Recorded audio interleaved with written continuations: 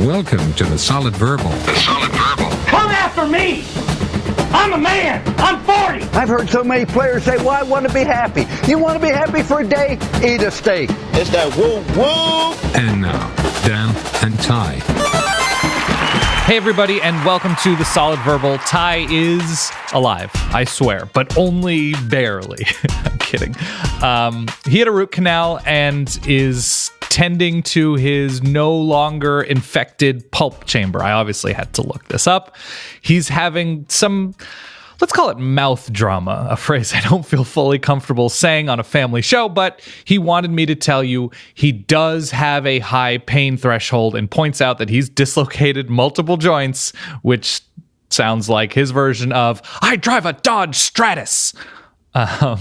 But his dentist, he's not a fan. He may be Baraka from Mortal Kombat. So Ty is tending to his instrument. So I press on with some conference. We're calling them autopsies. Yeah, we're going to sort of look at the body from 2018 and figure out what exactly went wrong or right as we move forward in the calendar year. By the way, speaking of autopsies, I don't really get to do this during the season. And since this is not a super pressing episode and I don't get to recommend things a lot other than food, Narcos Mexico, really good. Crazy, wild. I recommend, strong recommendation. So this is all to say, as you know from the title of the show, we have CBS Sports' Chip Patterson today on the show to look at the 2018 ACC season. That's very difficult for me to say.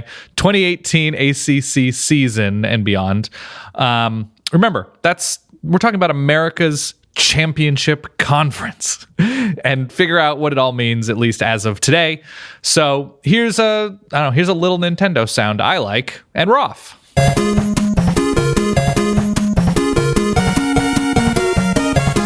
All right, and on the line, provided technology has held up, is Chip Patterson, CBS Sports. How's life? Are things in a chill way with you? You are living in championship ACC country, so is everything good?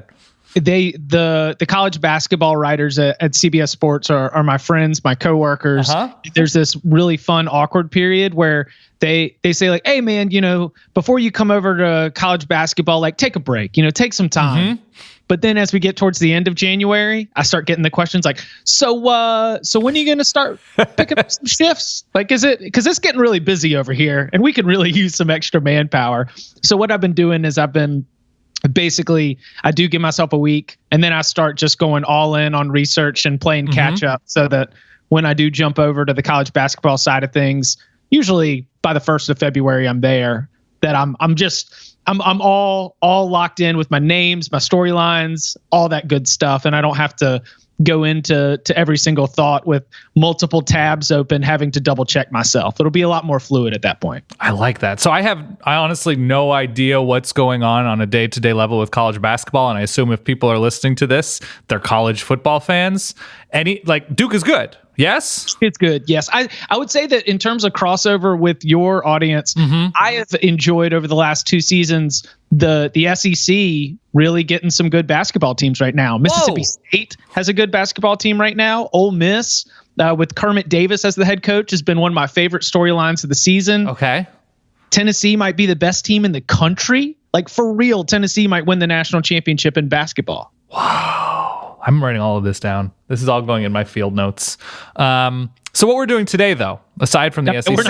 I just said SEC basketball. And by the way, Duke and North Carolina are still awesome. NC State's been a pleasant surprise, top 25 team.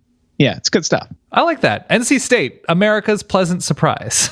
Do you want to start with them? Let's start with NC State. Let's do it. Otherwise, I'm going to have you pick a number, and I have associated questions with numbers. But let's start with NC State because that is you're still in Raleigh, I assume. Yes, you're still in Will Brinson country. Sorry. The Wolfpack. You can call it whatever you want, but one of us was actually born at Rex Hospital in Raleigh. Whoa. The other one just sort of joined the Raleigh community during his time at NC State. I enjoy that we're not, 3 minutes into this, and you're already pulling Raleigh rank. That's the most AC. This is why if you're going to book an ACC-ish guest, consider Chip Patterson. Yeah. That's my recommendation. Wolfpack. They had a very NC State year. They were decent. Only one real head scratcher of a loss, which was losing to Wake and their backup quarterback. But sort of cemented that they're for sure competitive, but definitely not breaking through type of year. They now hire, I think, an outside defensive coordinator in Tony Gibson, and they promote coordinators from the inside after they lose Eli Drinkwitz. Is there hope? This is what I ask you as Mr. Raleigh. Is there hope to get to winning all of their winnable games? Yes, absolutely. Oh. I think that right now the program itself is in a position where they've done a good enough job on the recruiting trail. They've done a good enough job with development and being able to sustain some of these losses. You know, like Matt Canada at one time was an NC State offensive coordinator. I think losing Eli Drinkwitz at this time to Appalachian State was a right place, right time thing for Drinkwitz. Mm-hmm. And I think that there wasn't a lot of panic, and whether that's confidence in everything else you have, or whether that says something about Drinkwitz behind the scene, but I just didn't sense a lot of panic at the situation of having all this staff turnover. And I think they got better with Tony Gibson. And I think that truly, like this season to me, honestly, arriving at 9 wins was exceeding the expectations going into the year. And when you go from losing a Bradley Chubb, heart and soul of your team, the defensive line that was all going pro, losing those players, but then having other ones ready to step up, and like a guy named like Jermaine Pratt, I thought had a fantastic season, and nobody thought that he was going to be that kind of player, at least among the rest of the ACC. And I think that's a good sign for Dave Doran. It just shows that he's got this thing moving to the point where you can winning the winnable games for NC State means that every single year they're winning between 7 and 8. And I think that NC State can do that. Is it mean-spirited to call Dave Doran 8 foreign? 8 foreign. 8 foreign. I don't think it is, but I just realized it sounded very similar to his actual name.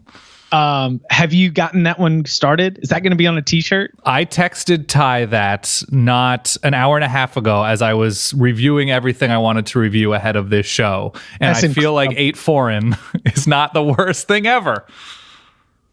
For all the fun that we have, isn't it Jeff Fisher was 7 and 9? Jeff Fisher was 7 and 9, and then we had 7-win Steve for Steve Sarkisian, which, by the way, 7-win Steve, probably a compliment to Adazio. Probably. Probably. 8 foreign is a very, very, very, very good nickname that should be t-shirts, trademark, and might become a thing. But it's true. Like, that is a compliment to say that we believe your program is healthy enough that no matter what happens from a personnel standpoint, from a staff standpoint, we are expecting you to win all your non-conference games and finish 500 in ACC play. And that's exactly what I expect of NC State. I like it. Okay, pick a number between 1 and 14. My teams are at random, and so you will happen upon, like in your head, you should be hearing at home, rat-ta-ta-ta-ta-ta-ta-ta, and then give me a number. 3. Okay. We're staying in state. We're going to North Carolina. I hate to belabor they were more competitive than their record suggests point, but they kind of were, but that's a 2-9 record, which was not that hard. Now, Mac Brown is back. This is still a program 3, I believe, seasons removed from the ACC title game. So in your mind, what does a realistic best case year 1/2 North Carolina program look like in a, once again, and probably throughout time, winnable division? 6-6 for year 1. Yeah, there are some personnel deficiencies that are only going to be fixed on the recruiting trail. And I think that's where Mac Brown was probably a little bit of a seller. But you're right. This team beat ACC Coastal Division champion Pittsburgh. It went to overtime at Syracuse in the Carrier Dome, and it went to overtime against NC State.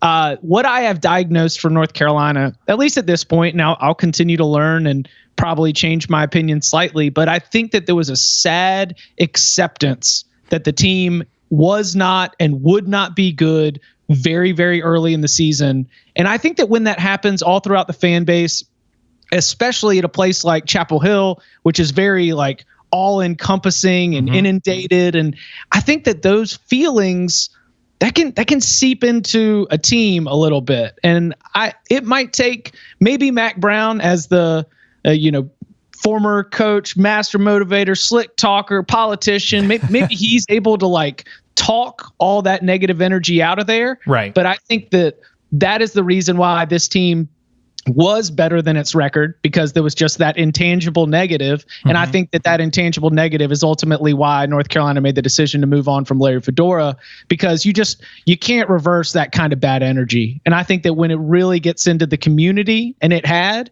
then it's the only way to get it out is to make changes. They unplugged the router. They waited a minute, and here we are. They unplugged the negative router and hoping for the best. So I was in Chapel Hill when they went from John Bunting to Butch Davis, and it was similar. Yeah. Everyone's like, you know what, John, we're thankful for the work you did. And they said the same thing at the Mac Brown press conference. He goes, Larry Fedora did a fantastic job with this team, but we needed to unplug the router and wait a little bit. And now we're going to start over. And so I guess that change was in 2006, 2007. So now, yeah, we're here a while later, and the North Carolina fan base and a lot of the same power players and a lot of the same boosters are just like, yeah, we're just gonna start over. Okay, reasonable. And one of the first things they do is they flip a local blue chip quarterback away from Florida State. Not the worst way to start. Not the worst way to start. Give me a number. 7. We go to Virginia Tech. Okay. I like this. We're going to like really interesting stories right off the bat. So pretty early on, the talking point was, hey, this is going to be sort of a different year for Virginia Tech and Virginia Tech's defense.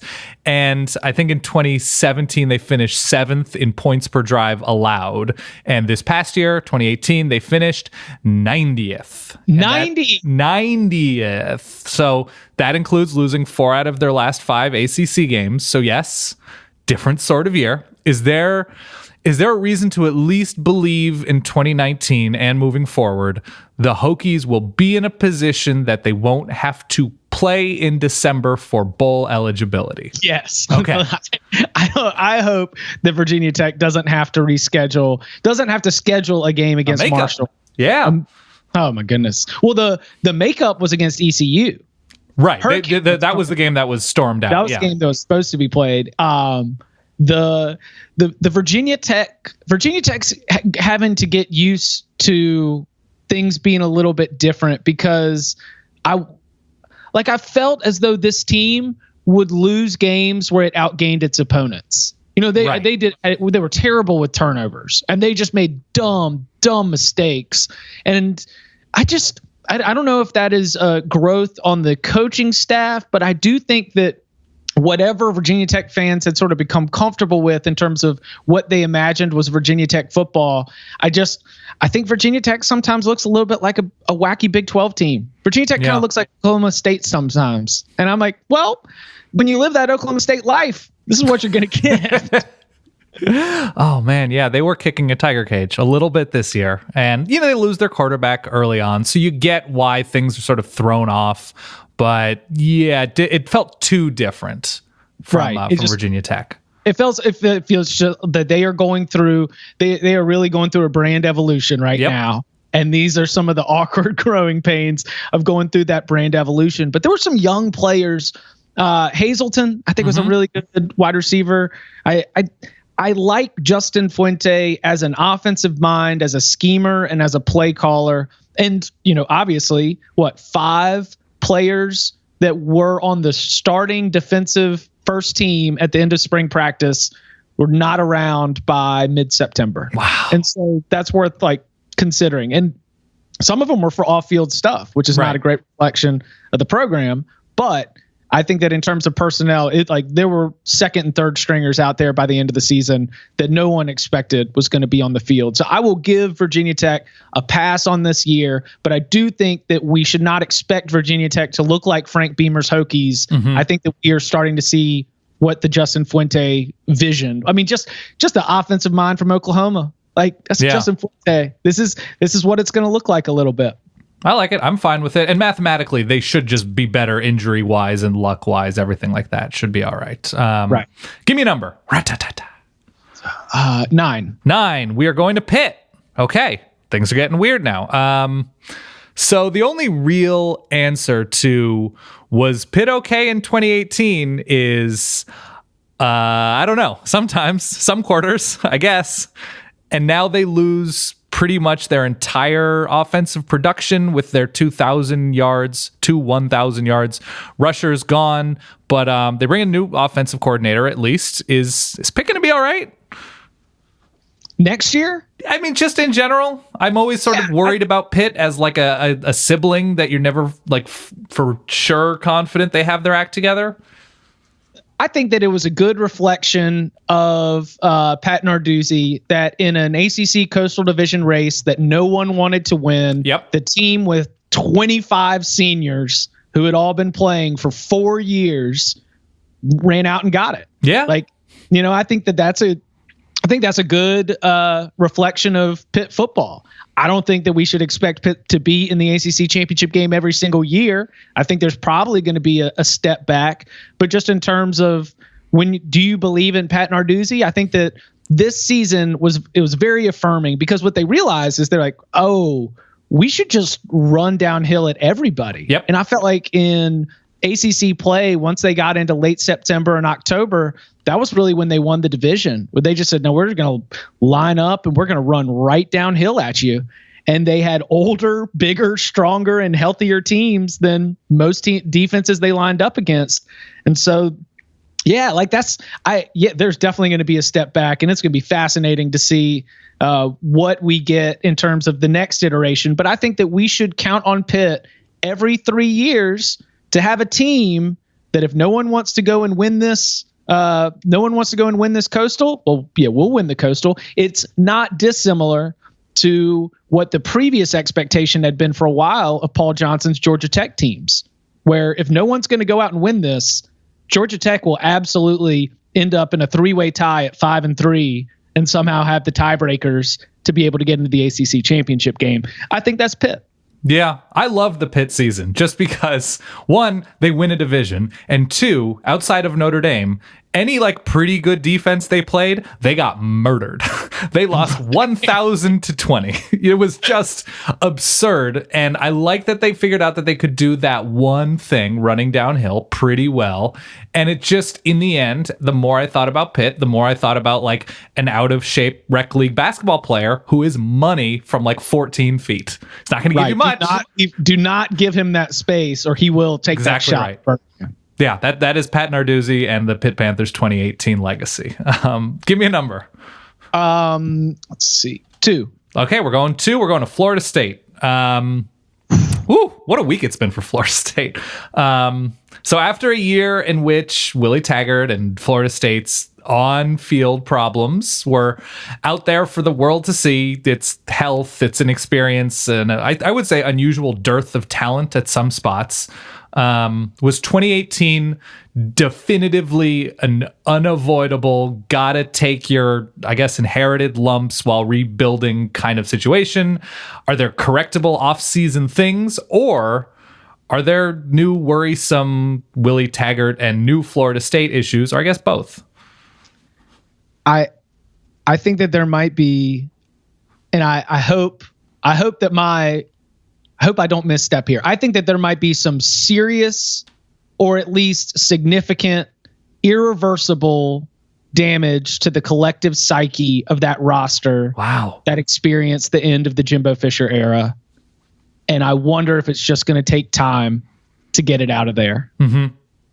That it's just like to be sold the championship dream to coming off that 2013 squad that we often associate it with Jameis because Jameis was such a large character. But you look at the team that played against Auburn in that BCS title game, and that team is loaded with players that you see every single Sunday. Mm-hmm. I mean, it was like the NFL championship dream was what you were sold, and it just fell apart. And it's not your fault as a freshman or sophomore that this is falling apart. This has to do with the head coach's relationship with the administration and the athletic director. Like that's stuff that's all out of your control, but has a huge impact on, the way that you are viewing your existence on this campus. Mm-hmm. And I I try to, I guess, sympathize or empathize. Like I try to understand that and say, yeah, it might take just 2 years to be able to have the players cycle in and out without having whatever damage was done to the mindset of that football program from the way that things ended. And even this bumpy start, Yeah. From the jump with the Virginia Tech game, just to this group has been through a bunch. And so I will always have a soft spot in my heart for Cam Akers because he was one of the most exhilarating prospects to come to Florida State since Dalvin Cook. And you're coming right off of Dalvin Cook.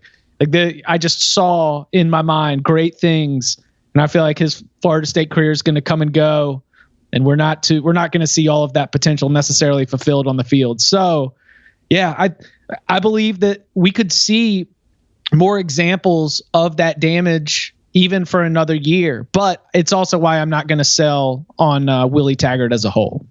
That makes sense. There's a lot of 2017 and 2018 to spray for. It's multiple trips from the shady van. Okay. I think that's right. And I think, especially if they can get quarterback in order, which it appears future-wise, they're not in I don't think either one of Willie Taggart's recruiting classes had a quarterback in it. Is that correct? That's not good. Because I think he lost. I think that's not good as well. So that I think is something to pay attention to. I don't know. Maybe they're going a junior college route, or they're going to try to flip somebody. We're recording this about 2 weeks, I think, outside of the second signing day of this period. So we'll see what happens, but who knows? Pick a number. Where are you at with Florida State? Okay, so I am probably I went a little long-winded on that. No, you're good.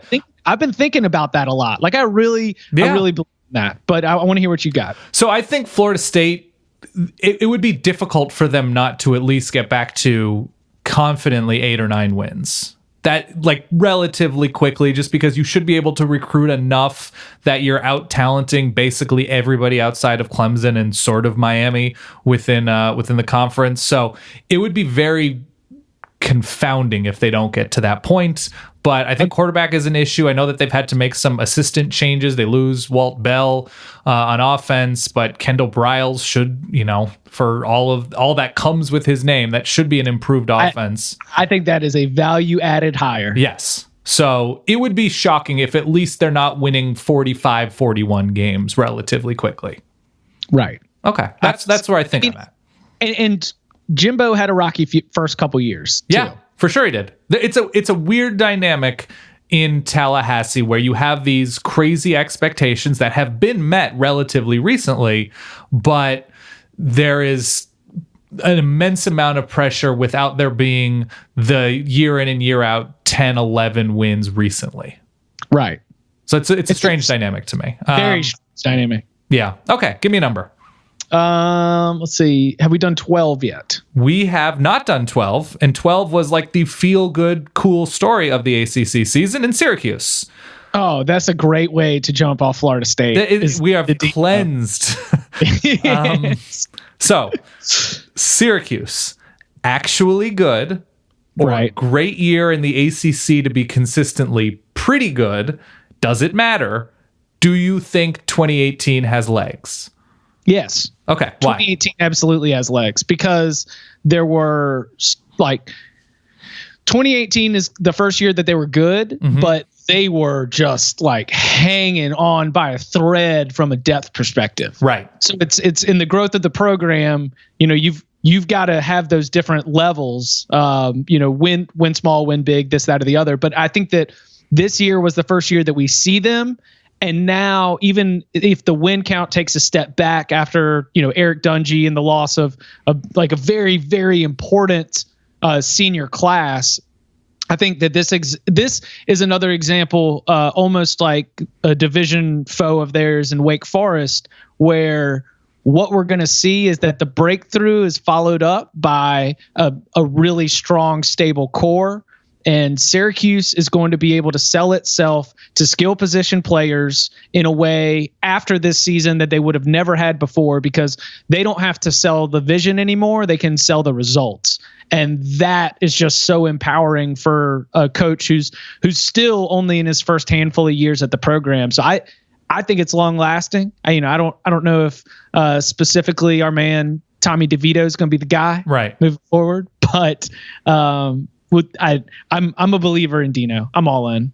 I'm a big believer as well. I think schematically they do interesting things. I think they have one of the very few true home field advantages in the ACC outside of perhaps Clemson. I mean, definitely Clemson, but outside of consistently, it's basically just Clemson in terms of scary places to play, and Florida State when they're good, and don't have professors reading in the sunlight.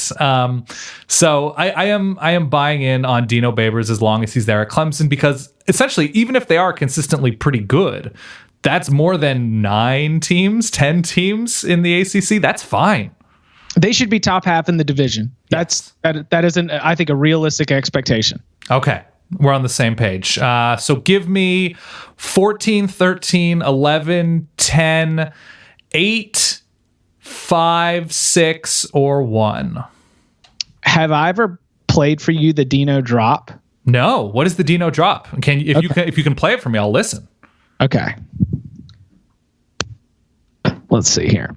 It is available if you want to Google it at home. Okay. But I want you to hear it. This is, and just to set, close your eyes. To set the context here, this is at Dino Babers' opening introductory press conference. Yes. And he made the entire room close their eyes. He refused to speak. He did it like, I kind of remember this. Okay. Counselor style. All right. And then it was, anyway, I'll play the rest. Okay. Visualize this. You're in the Carrier Dome. The house is filled. The feeling is electric. The noise is deafening. You have a defense that is relentless. You have a special teams that has been well coached. Well coached, baby. You have an offense that will not huddle.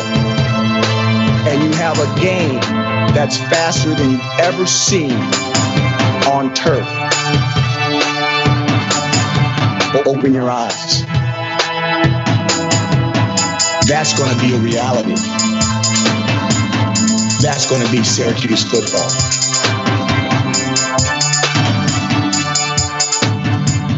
That's the Dino drop. I'm ready. Wow. And they fit the whole marching band on stage with him, which was so impressive. Oh, no, that was me, man. I know. Oh, I know. You nailed that. That got me ready to play for Syracuse. Good. Yeah. So all right, let's go to 14. 14, Virginia. So I felt like at certain points this was a feel-good story, and then certain points like, ooh, can't lose like that. And here we are, Virginia, the beginning of something dangerous, as we saw, dangerous in the bowl game, shutting out South Carolina. Bryce Perkins, real good. Or is it just the ultimate Bronco Mendenhall, pretty good, got some issues, but pretty good team? Man, I think that Virginia fans, first of all, I think that South Carolina result was very, very, very, very important, because I think Virginia fans are going to look back at this season as a big what if year. Right. Big what if year, because, I go back to Pitt being the team that in a division race that no one wanted to win, Pitt went and got it. I think Virginia was a much better football team than Pittsburgh this year. Yeah. They lose those two. They lose their last two in overtime. Right. They lost at Georgia Tech and then at Virginia Tech. And that was supposed to be the first win against Virginia Tech in 10 years. Yeah. And that stings real bad. They lost the game against Pittsburgh on a strange Friday night game. By the way, Virginia will play 3 Friday night games next year. Is that true? Yes. I'm pulling up their schedule right now. It looks strange. Like Miami, Bill and Mary, and then they finish for Virginia Tech, obviously. Right, and the last is anchored to that Friday. Right. But still, the Friday Night Warriors, the Virginia Cavaliers, who would have thunk it? But they lose that game to Pitt. They've got those 2 overtime losses right at the end of the season. This could have been an all-time type year. Compare yourself to old George Welsh teams in the record books. And I think that will linger in the back of the minds of Virginia fans. But if they push past that, then it was it was an incredible team. It was the best Virginia team that we've seen fielded in quite a while. Yeah, and I appreciate the patience from at least the administration with Bronco Mendenhall. And he said some weird things when he got the job, saying there were only like 20 ACC caliber players on the roster or whatever. And it was definitely an adjustment for both him coming from BYU and for Virginia. But the fact of the matter is, yes, I think you're right. I mean, they are 3 minutes from like 10 wins this year. So that what if thing will sting, but it feels like a baseline has been laid. I need to lay myself down at the pronunciation judge. Oh, I was on the Solid Verbal podcast and I had the wrong Olamide Zaccheaus pronunciation. What did you call him? I don't remember, but I remember very distinctly looking that up, and I knew at some point, or I hoped at some point you would have me back. You're back. And that I would make my admission and my apology to Olamide Zaccheaus, who is just a fantastic player. I mean, that UVA team was so good this year. There were two names, by the way, this year. It was Olamide Zaccheaus, and it was who I really did practice and nail for the Virginia preview before the season.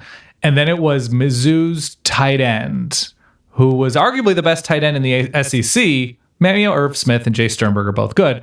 But I really could not confidently get to the point where I could not call him Big O. I had to keep going with Big O. And I think his first name is Josh, right?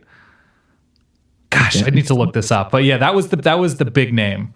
His first name is Albert. Oh, that's right. Albert. Big Al. Yeah. Albert O. But I'm looking it up right now. Mizzou fans are probably not listening because this is not,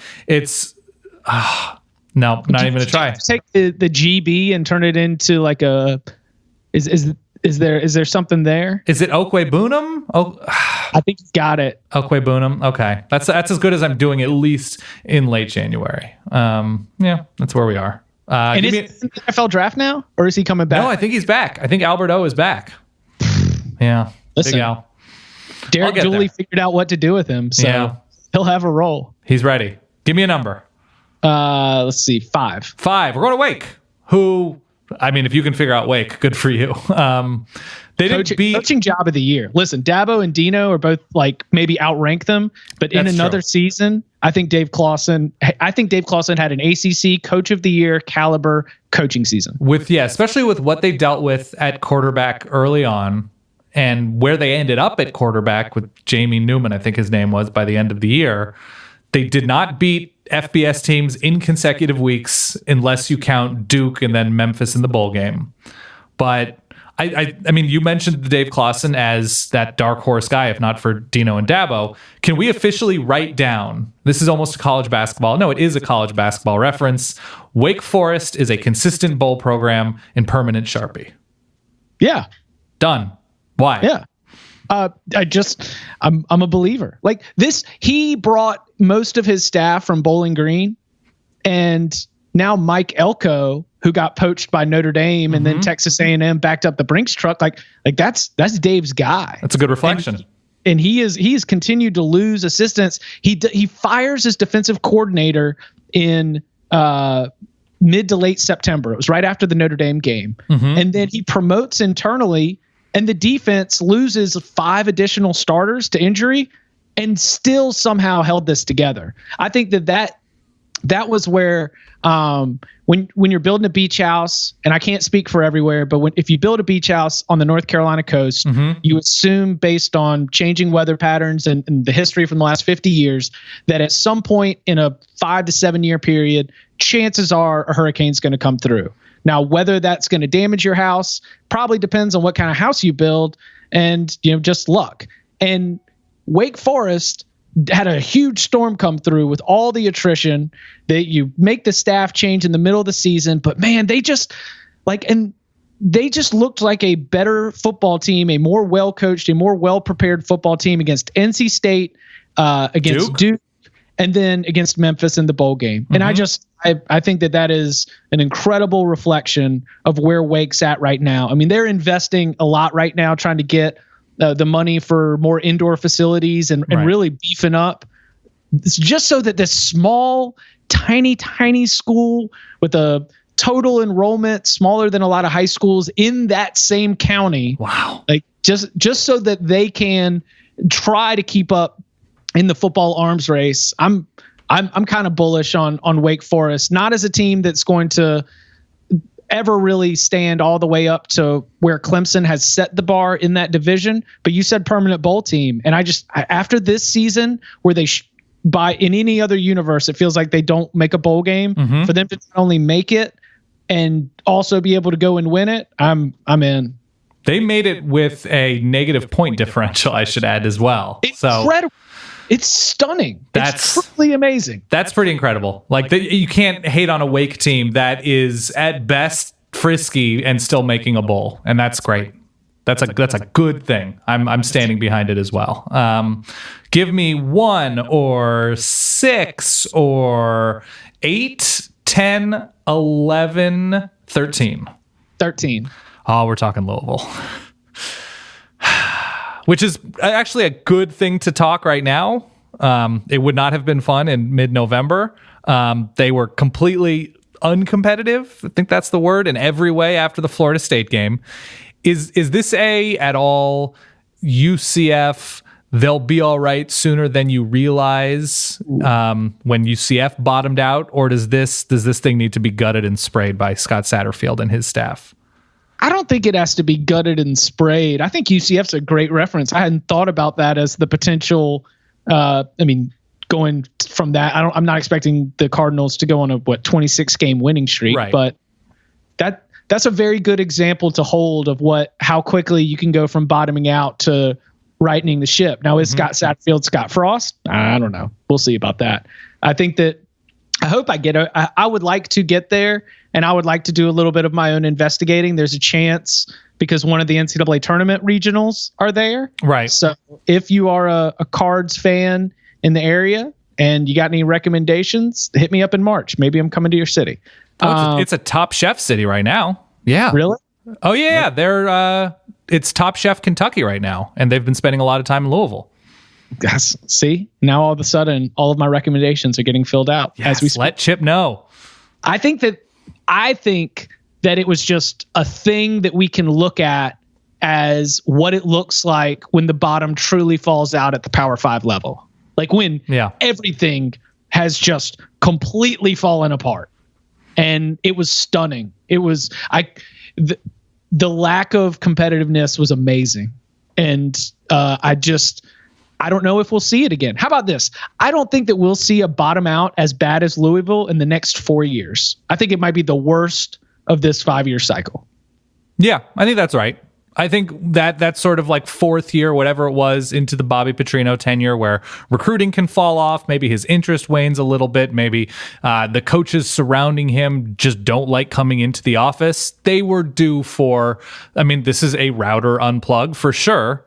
But I think with what they've been able to do recruiting Florida, with what Scott Satterfield has done as for sure not a job hopper, they're going the complete opposite direction in terms of mindset from Bobby Petrino. I really do like that it feels like really good cement is being laid. Scott Satterfield is just 100%. He is what he is. There is no snake oil about him. He is 100% what he is, and getting comfortable and finding the fit within that community is only going to take time. The time to build relationships, the time to establish some trust. But I would not bet against him. I would not bet against him having the Cardinals in a bowl game. I would not bet against him doing it in the first 2 seasons. Yeah, I don't know if they would go bowl. It might be one of those. Bowl season, but then maybe 5 and 7 the next year. Lose a bunch. Yeah. Yeah. I think that in the first 2 seasons, we see the Cards in the bowl game. Yeah, I think that's right. I'm on board with that just because it's a place where you can retool pretty quickly, and a solid coaching staff will only help. Verballers, listen. There is no longer any excuse to wear a suit that doesn't fit. Indochino is North America's leading made-to-measure menswear company. They make suits and shirts to your exact measurements for an unparalleled fit and comfort. All you got to do is visit a showroom and have a stylist take your measurements personally, or you can measure yourself at home and shop online at Indochino.com. That's INDOCHINO.com. Then you choose your fabric, design your customizations. That could be your lapel, your lining, your pockets, your buttons, a monogram, anything you so desire. You customize it, and then you relax. Your suit's going to be professionally tailored and then mailed to you in a couple of weeks. It's a great deal, and believe me, you'd be joining a cavalcade of other verballers who have sung the praises of Indochino. This week, our listeners can get any premium Indochino suit for just $359 at Indochino.com when you enter SOLID at checkout. SOLID. That's 50% off the regular price for a made-to-measure premium suit. Shipping is free. That is Indochino.com. Your promo code is SOLID. One more time, any premium suit, just $359 in free shipping. An incredible deal for a premium made-to-measure suit. Give me 11, 10, 8, 6, or 1. 8. Okay, we're going 8. We're going Boston College. 7 win Steve in a complimentary way. By the way, is that a bummer, or is it we'll take it if you're a Boston College fan and you're feeling that 7 win Steve is a good thing? Right now, a Boston College fan. I'm looking at the way that Boston College finished the year with the eyeball emoji. Okay.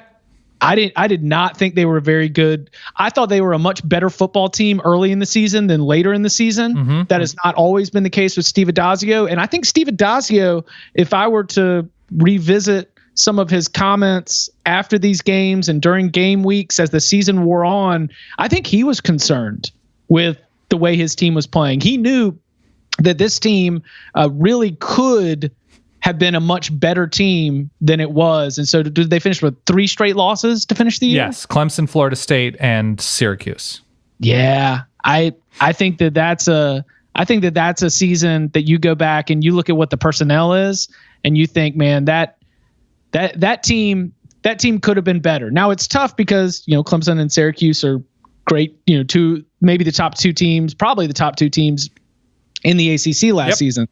But I will maintain that Boston College was not playing great football near the end of the season. And for when you got Anthony Brown, AJ Dillon, like everything had kind of lined up for this to be a Boston College sleeper season. Right. And for them to run out of steam, just concerning. Yeah, it's like if you had told everybody before the season they beat Louisville, Miami, Virginia Tech, Wake, but whatever, and you line up those wins, you're like, all right, that's probably 8, 9 wins. And they didn't get there. And they, I guess, potentially could have if they actually played in a bowl game instead of us having to resort to, I guess, fan fiction to talk about it. But yeah, the way they finished that year, losing late to Florida State, as weird as that sounds, can't do it. Can't have that by the end of the year. Yeah. I'll be curious to see what the Boston College does a pretty good job of providing, a window into their football program, at least from their media distribution side. Yeah. Just one of those places you can always expect that you're going to catch the game right up email and other. I like to keep tabs on Boston College. I will be fascinated as spring opens up to see how Steve Addazio views this team, because he often does. He has a no frills approach, and he'll talk about his team very openly. He was confident going into 2018. He seemed concerned coming out of 2018. And I think that as we judge Boston College moving forward, particularly, will they ever crack this, 7-win run? Well, it's probably going to have to take more than just the status quo. And the concern is, if all of a sudden they become complacent with 7 wins, that's a program that's going to go to 4-8 real quick. I agree. Here's the good news. Next year's non-conference schedule, it's a Notre Dame year for Boston College. But outside of that, the 3 teams that they have, an FCS team in Richmond, Kansas, and Rutgers. Pretty good. That's how you make a bowl game. That's how you do it. Good for BC. That's just the savviness coming through. Give me a number. Let's see. We've done that. So we got to do 11. We have to do 6. We have to do 1. Let's do 11. Okay, 11. We're talking Duke. All over the place. My question to you, why? Because Daniel Jones never took a step that all of us, and if you were the Daniel Jones skeptic, Dan, then let me know, because I thought everybody else was on the same train as me, and we believed that Daniel Jones was going to have this real, finally back at full health. He's become the leader of this team. NFL scouts love his size and skill set. And I thought it was going to translate into really successful college football performance. And man, I didn't see it. I thought the strength of this Duke team was on defense. I thought that they had a couple guys, TJ Roming, Britton Brown, a couple skill players that were pretty good. But I rarely thought Daniel Jones had a couple good statistical games, but I rarely thought that he was the best player on the field. And I thought going into the season that there were going to be at least a handful of games where Daniel Jones looked like the best player on the field. So, NFL can figure out whether that next step still is in there, but I didn't think we saw it in 2018. The very strange thing is, upon reflection of Duke's season, is they open with 3 wins where if they had lost, incredible wins. If they had lost any of those games, you would have said, all right, in retrospect, that's reasonable, because they beat Army, then they go on the road and beat Northwestern and Baylor. And you're like, okay, these are, bowl teams on the road. Army's a tricky team to play no matter who you are, obviously, as we saw this year.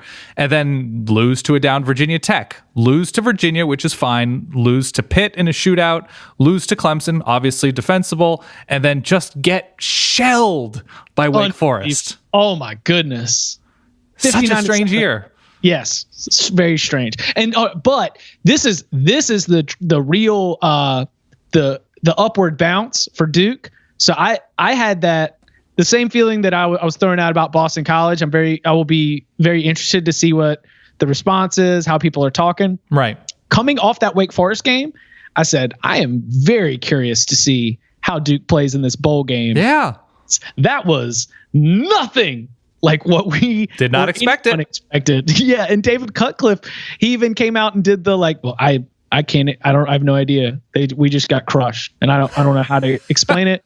I didn't expect it. Like he was so sad and down and matter of fact about the defeat that I was very curious. And look, then Duke finds itself in a high scoring shootout in the bowl game, blows them out in the second half after half adjustments, lock it down on defense. So the upward bounce for Duke is as concerning as that loss to Wake Forest was. You at least have had a bounce back bowl win to keep all the flow going back in a positive direction. Yeah, and they're 2 weird, really strange wins during the ACC season.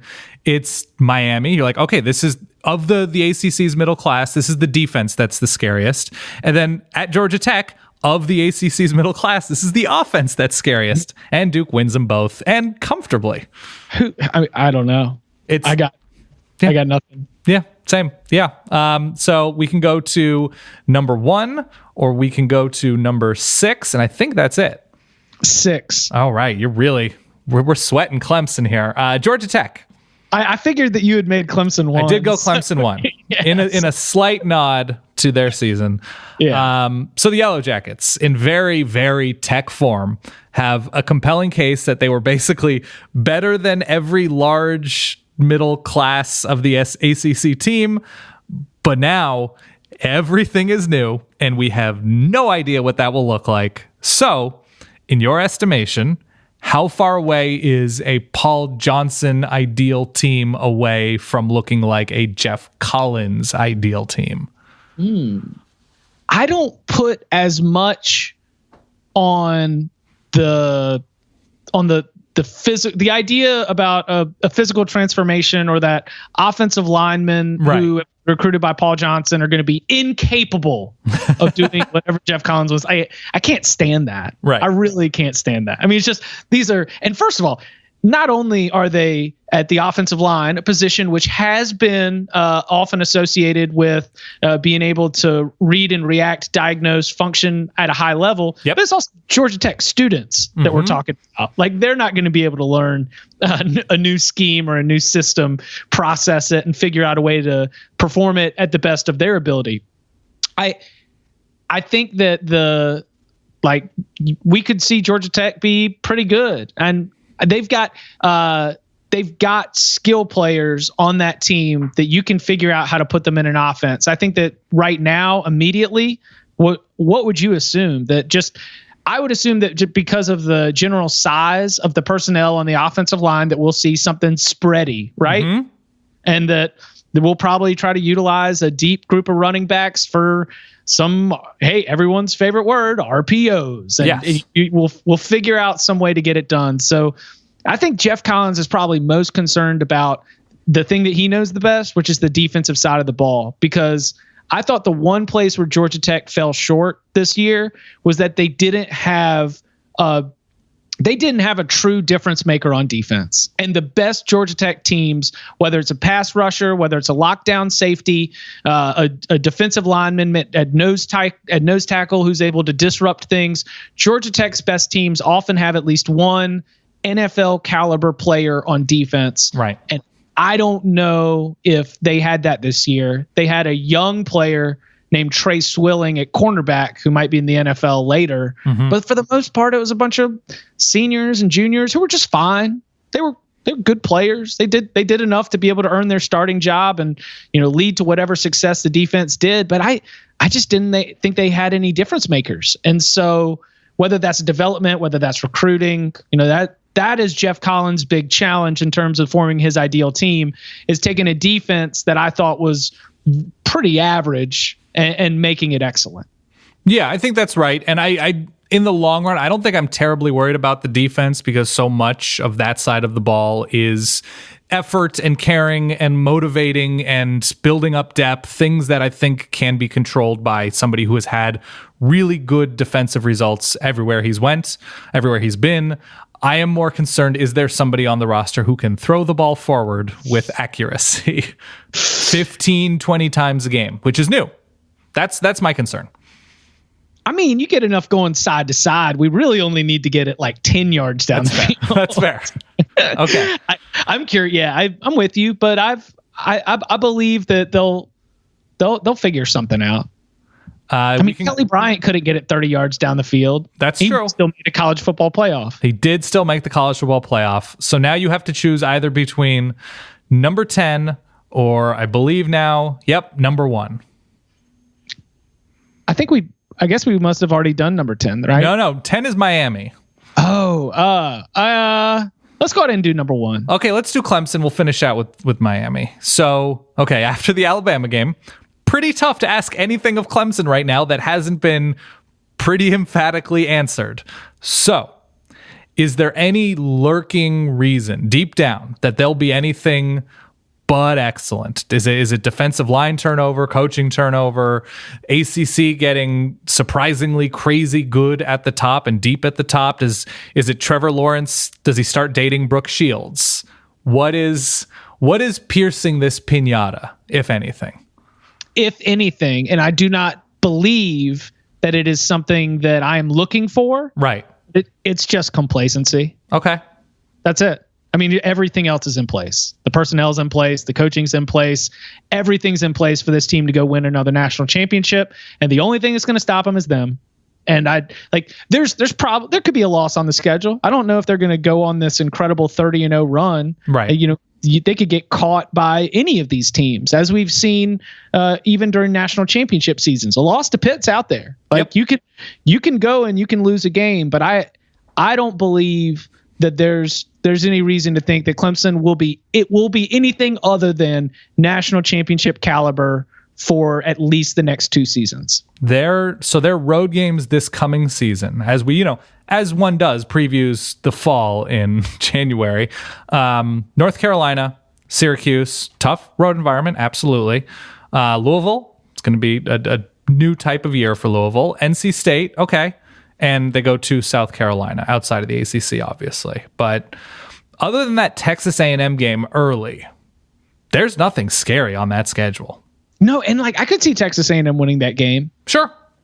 And that being the shock to the system, the galvanize, whatever, however you want to spin it in your own story style. But I do believe that a loss right there would quickly get the attention of a very talented team on what the task is that's ahead. But if you're talking about a lurking concern, and I want to make sure that I hope I don't get him in trouble for this, but it's a discussion that ESPN's Ryan McGee and I have just sort of kicked around sometimes because we're both pretty familiar with the Clemson football program, the Clemson community, the fan base, and we say a Belk Bowl year's coming. Wow. I don't know when, right?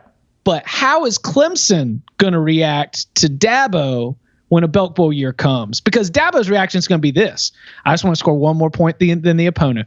He's just all I'll care about my legacy is my sons. Like he really won't be fazed or concerned. He will be disappointed and he will strive to get better results.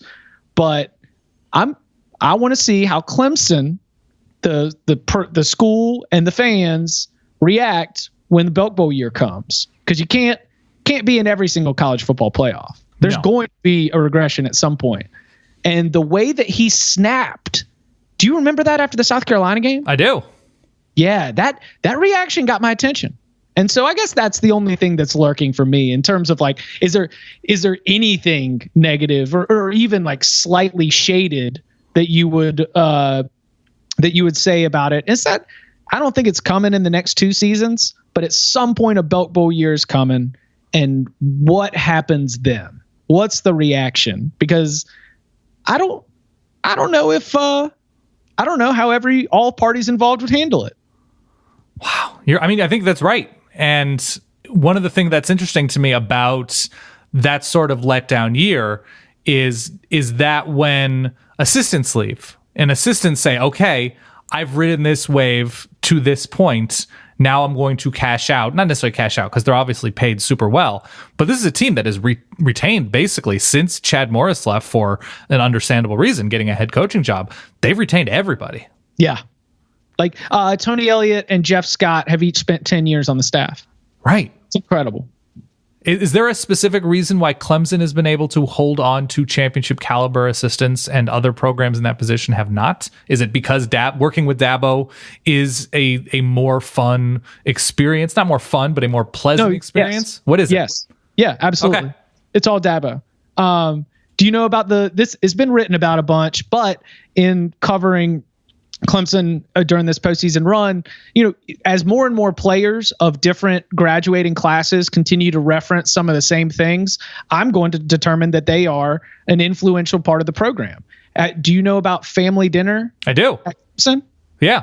Yeah. Once a week. It's everybody. It's every player. It's every coach. It's the coach's wives. It's the coach's kids. It's the support staff with their husbands or wives or kids. Like it is an across the board, big family, 10 to a table, sharing all the sides. Like once a week, Clemson football has a big old family dinner. And that is a thing that has created a work environment that everyone would rather be a part of than whatever this other option is. It's incredible. Yeah.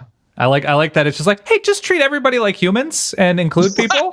Break bread with your brother and watch what happens. Have some mac and cheese. Have some chicken. That's cool. Yeah. That's what it takes to like keep a wildly successful program running at a higher rate right now than any other program. It's family style sides on Wednesday nights. Yeah, family style, Clemson family style. And I guess that you don't have to pick because number 10 is Miami, and all that I have in my brain is offense ? As the thing that Manny Diaz now faces after the lowest of lows for Miami under a really strong offensive mind. And Mark Richt, say whatever you will, it's probably correct, good or bad, about Mark Richt. Offense hasn't really been a huge issue for Mark Richt teams. It 1000% was this past year. So moving forward, hiring Dan Enos from Alabama on over in the middle of the night is can that question mark be turned into an exclamation point? Yes, it can. Yes. Yeah, it can. I don't think it happens immediately, but it absolutely can. Miami can get back to having dynamic offenses. This was just wrong staff, wrong personnel, sort of bad fit from the start. Not to mention bad luck.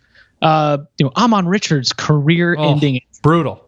Oh my! And when Amon Richards was playing on one leg, he was one of the two best wide receivers in the ACC. He would have started. I mean, I watched a lot of Oregon football. He would have started for Oregon, no question about it, on one leg, on literally one leg. On one leg. So bad luck certainly should be mentioned as part of this, but I think it was a bad fit of just that offensive coaching staff. I think didn't he bring Thomas Brown, the old Georgia running back, as his offensive coordinator? That sounds right. With him at Georgia.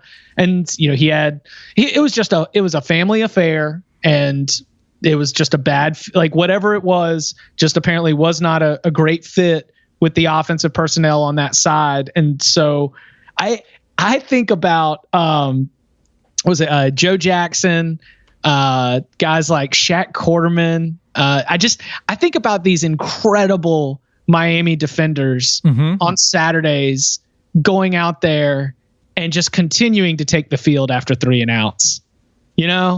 Just what Jaquan Johnson, Shaq Quarterman, Michael Pinckney, Sheldrick Redwine, Gerald Willis, Joe Jackson, Zach McLeod, all of these guys are going to be playing in the NFL. They were a phenomenally talented group, and they got no help. No, they got no help. Field position. They got no help on turnovers or time of possession. For most of 2 years, they have gotten no help. And so I feel for them because that had to be tough. It was a very good year. And by good, I mean unfortunate and bad for defenses put in just terrible situations by their own, the Michigan State, Miami, Cal, I don't know who I'm forgetting. TCU actually put out a pretty good defense this year with a nightmare of an offense. And we've had this in recent years. I think it was the 2015 Mizzou team, which was somehow putting out an incredible defense every week with a nothing burger on offense. I always feel so bad for those guys that have to just keep jogging out and okay, I guess we're going to have to score. Right. And Miami did. Yeah. Miami really did. They whooped up on North Carolina on a Thursday night this year, and I think the defense outscored the offense. God, there should be a specific, in the way that the Oscars have an award for a lifetime achievement, there should be at I don't know where, it's in Orlando, the College Football Awards. There should be outstanding achievement in the field of defense having to do everything. That's the award I want to put my full energy behind.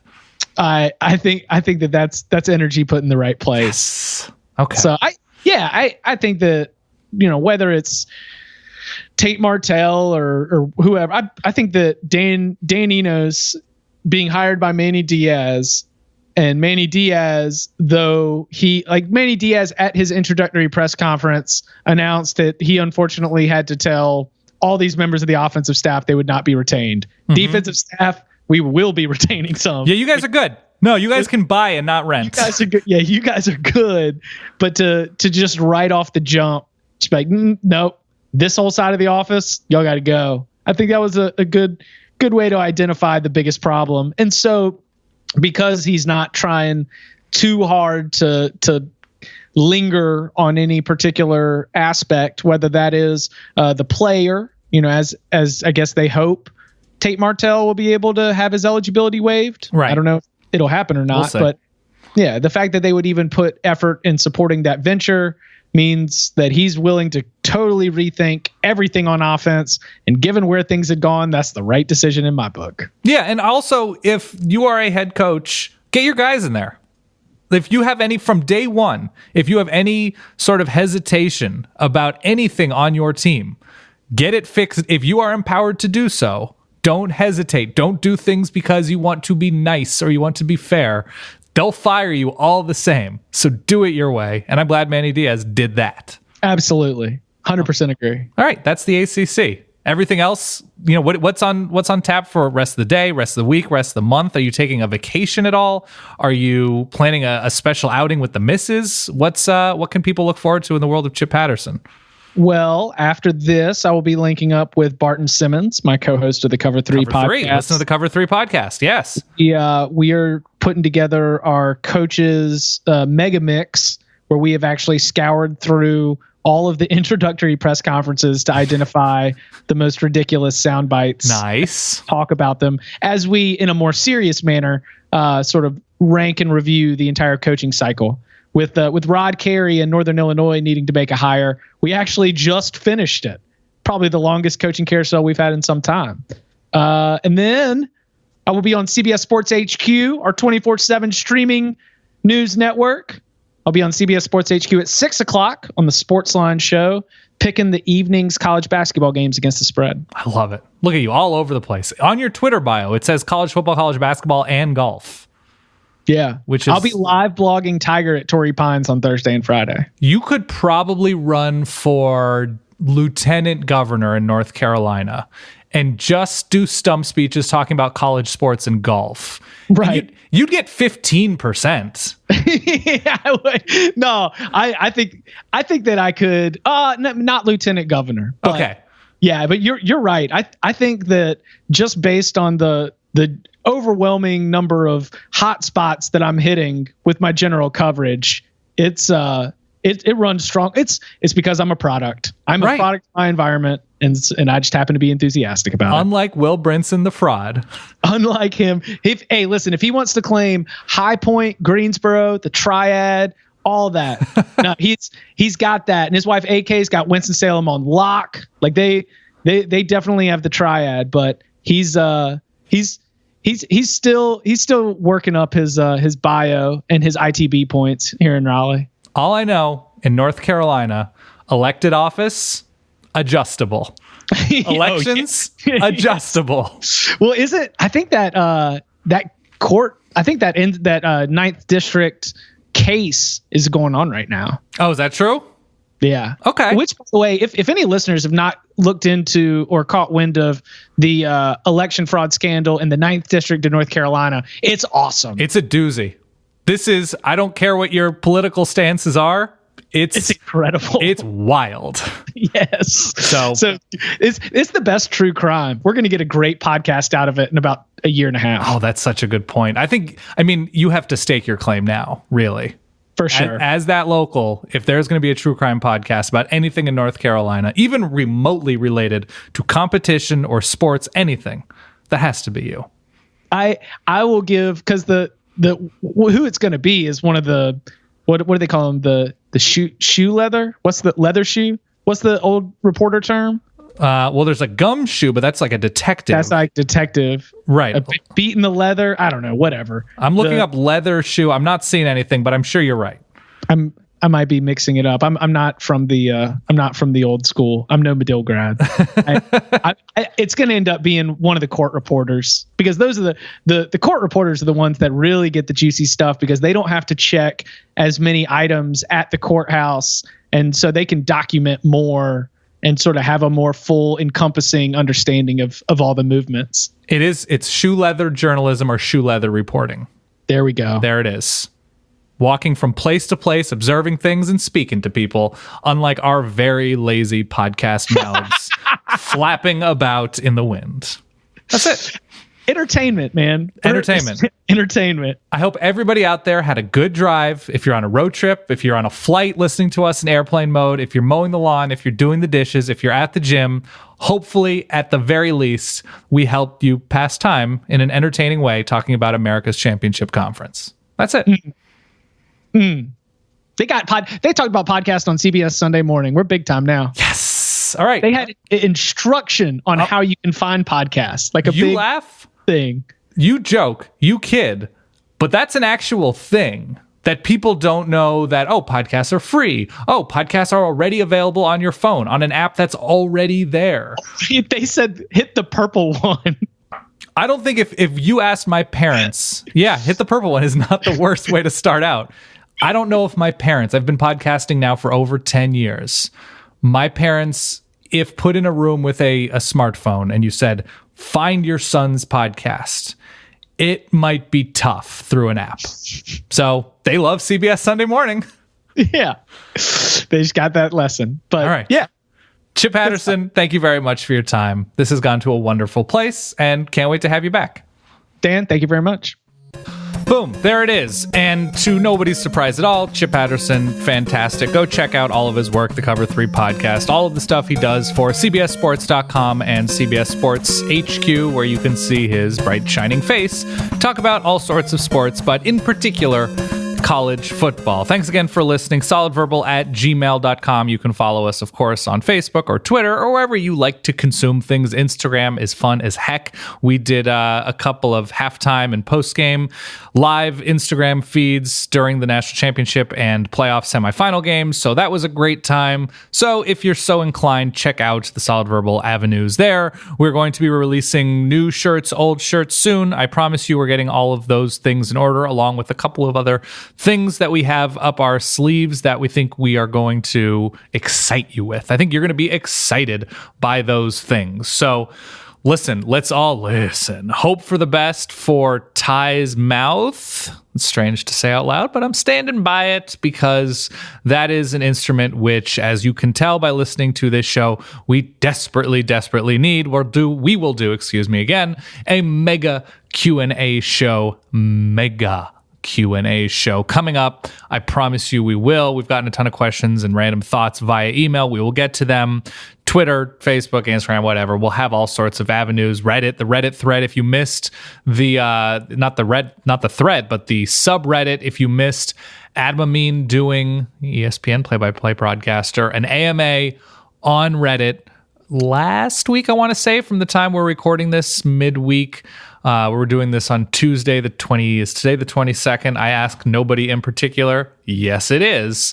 If you missed that, you should go read back. He had all sorts of really cool insights about what it is to be broadcasting huge college football games for ESPN, his path throughout his time, really exploring and growing through the industry of play-by-play and broadcasting. A lot of really cool thoughts about his travels and food and everything that you'd expect from our pal, Adam Amin. So be sure to check it out. And that's it. I've rambled on for far too long. Hopefully you enjoyed this episode. We have more conferences to come to dissect and really come up with conclusive autopsies about. So for Ty and his mouth, somewhere in Pennsylvania, for Chip Patterson, Mr. North Carolina, Mr. Raleigh, my name is Dan. Thank you for listening. Stay solid and peace.